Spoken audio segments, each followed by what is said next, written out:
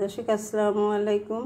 আজকে আমি বাসায় ঘি তৈরি করছি, তো মনে হলো বিষয়টা আপনাদের সাথে একটু শেয়ার করি। দেখেন আমি এখানে 4 বক্স সর রেখেছি। তা দেখেন আমি বক্সের মুখগুলা আপনাদেরকে খুলে দেখাচ্ছি। যে এই সরগুলা আমি একটা ব্লেন্ডারে নিয়ে নেব, তারপরে এটাকে ব্লেন্ড করে 2-3 ঘন্টা ফ্রিজে রাখবো। তারপরে যে মাখনটা উঠবে সেই মাখন দিয়ে আমি ঘি তৈরি করব। তো চলুন তাহলে শুরু করা যাক।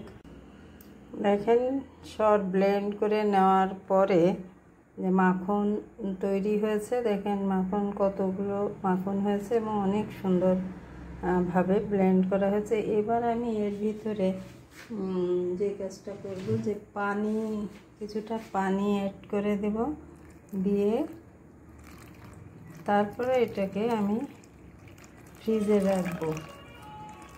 তাহলে খুব সুন্দরভাবে মাখনটা আমি নিয়ে নিতে পারবো। তো মাখনটা নেওয়ার পরে এখন আমি ফ্রিজে রাখবো।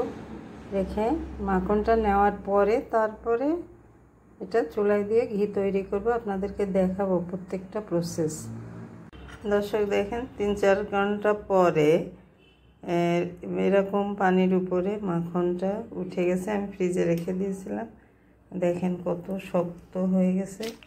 এটা আস্তে আস্তে আমি এই যে একটা পাত্রে নামায়ে নিচ্ছি, যেরকম কেটে কেটে দেখেন কত সুন্দর শক্ত হয়ে মাখনগুলো আছে। এইভাবে ফ্রিজে রেখে দিলে খুব সহজে আমরা মাখনটা পানি থেকে আলাদা করে নিতে পারবো।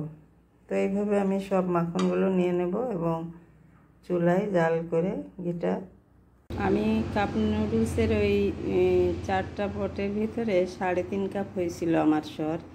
সেই সরগুলা থেকে আমি হাফ কেজি পরিমাণ ঘি পেয়েছি। দেখেন কত সুন্দর কালার হয়েছে এবং গন্ধটাও অনেক সুন্দর হয়েছে।